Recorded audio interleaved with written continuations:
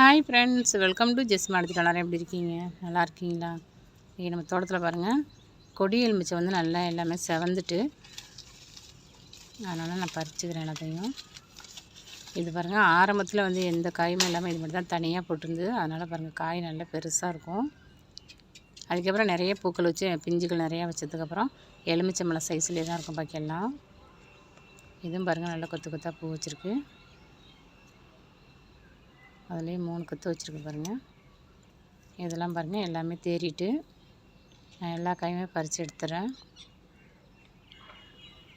இதில் ஒரு 4 காய் பறிச்சிட்டேன். உள்ளது எல்லாமே செவந்துட்டு, அதனால் எல்லாத்தையும் பறித்து எடுத்துறேன். பாருங்கள், நல்லா செவந்து வந்திருக்கு.